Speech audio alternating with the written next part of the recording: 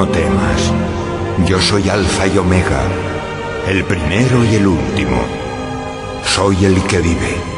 Estuve muerto, pero ahora vivo por los siglos de los siglos. Y tengo las llaves de la muerte y de su reino. Escribe las cosas que te enseñaré. Son mensajes para todas las iglesias.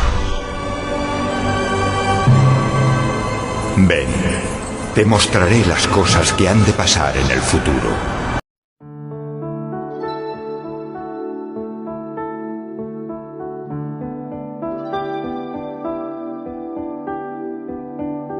¿Usted está preparado para el fin?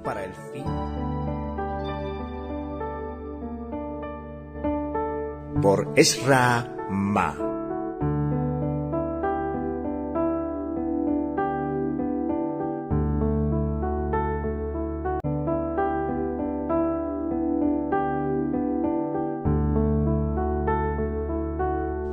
Capítulo 3.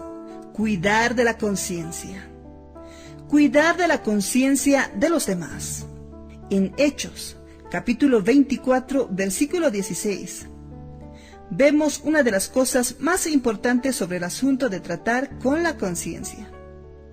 Y por esto procuro tener siempre una conciencia sin ofensa ante Dios y ante los hombres.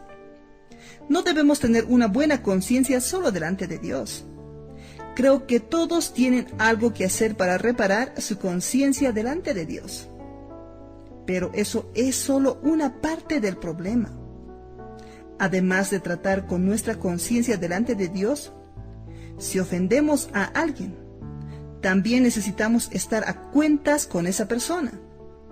Si usted ofendió a su cónyuge o a alguna otra persona, es necesario tratar con la situación sin demora. Tan importante como nuestra propia conciencia es la conciencia de los demás. Vivimos días de crisis en la economía del país y muchos tienen problemas financieros. La tendencia de pedir dinero prestado es muy grande. Muchos siervos de Dios no soportan la presión y piden dinero prestado a otros hermanos. Esa es una de las situaciones que más causa problemas de conciencia. Les aconsejo a los hermanos y hermanas, especialmente a los líderes de las iglesias, que aprendan a administrar sus finanzas y no gasten más de lo que ganan. Usted debe darse cuenta de que, si su salario es $2,000, este no es el valor real de lo que gana. Al apartar el diezmo, le sobrarán $1,800. Pero, digamos que usted paga la cuota del vehículo, el alquiler y el colegio de los niños, además de los gastos de medicamentos y alimentación, y sobran solo $200. Este es el valor que efectivamente gana. Si esa es su situación, debe estar consciente de que no debe comprar un celular cuya cuota es de $350, pues quedará debiendo ese valor cada mes. Se trata simplemente de hacer cuentas, pero muchos no tienen ese cuidado.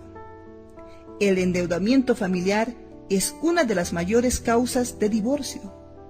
Actualmente, por causa de las deudas, hay peleas entre el matrimonio y el estrés se apodera del hogar, causando destrucción en la familia. Si es posible, no tome dinero prestado. En la experiencia, constatamos que la mayoría de las personas no logra devolver la cantidad prestada y mucha gente se queda ofendida. Cuando un hermano del liderazgo cae en esa situación y no logra devolver el dinero que tomó prestado, se vuelve muy difícil continuar sirviendo, porque eso afecta la conciencia de los hermanos. Ese es un asunto muy complicado que genera problemas en la iglesia. Si usted tiene deudas con alguien, pero no puede pagar, busque al acreedor y dígale que no está en condiciones de pagar, pero que es importante que sepa que usted no se ha olvidado del asunto. Hay hermanos que toman dinero prestado, pero nunca más tocan el asunto con el acreedor y no devuelven el dinero.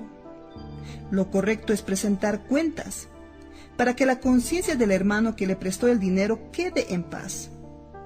El deudor debe buscar al acreedor y decirle: hermano, tengo dificultades para pagar mi deuda. Voy a trabajar para saldarla lo antes posible. Por favor, le pido que me perdone por atrasarme. Si no tenemos esa actitud, un hermano no logrará mirar al otro y quedará una gran herida en la conciencia de ambos.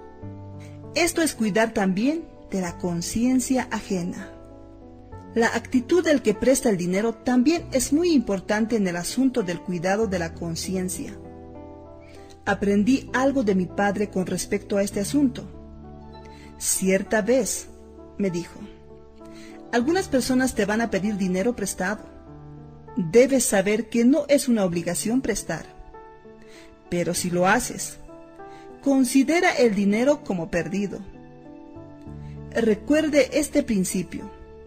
Si usted decide prestar dinero a los hermanos de la iglesia, debe considerar el préstamo como una ofrenda al Señor.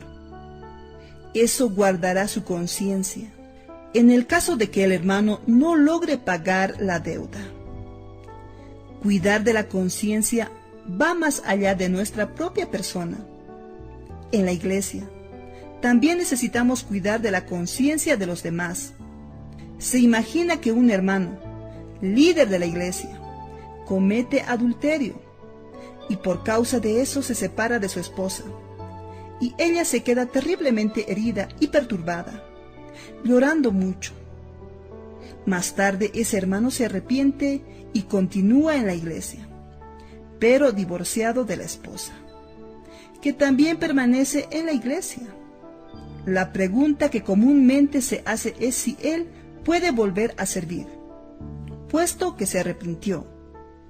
En realidad, el asunto no es si puede volver a servir o no, sino la conciencia de los demás hermanos. Si el hecho de que él vuelva a servir golpea y hiere la conciencia de los hermanos, ese hermano no podrá servir hasta que los demás hermanos no tengan más problemas de conciencia para con él, pese a que ya se ha arrepentido, pudiendo recibir una nueva oportunidad en el servicio de la iglesia. Debemos cuidar de la conciencia de los demás hermanos. Por tanto, todos, especialmente los líderes, deben velar para no caer en pecado. Cuando un hermano que no forma parte del liderazgo cae y se levanta, es más fácil que sea acogido en la iglesia. Pero aquellos que están al frente del rebaño tienen una mayor responsabilidad por causa de la conciencia de los hermanos, y el regreso a la normalidad de su servicio en la iglesia se vuelve más difícil. Le ruego que cuide de su conciencia. Quien se equivoca debe buscar a quien tiene la conciencia herida e intentar solucionar el problema para tranquilizar la conciencia del que fue ofendido. No siempre es posible, y hay casos en que el número de hermanos afectados es muy grande. Con el tiempo, si los que fueron afectados vuelven a tener paz en su conciencia, aquel que se equivocó puede volver a servir. Lo que determina el regreso al servicio no es solo la condición de quien se equivocó, sino también la conciencia de los que fueron afectados por el error.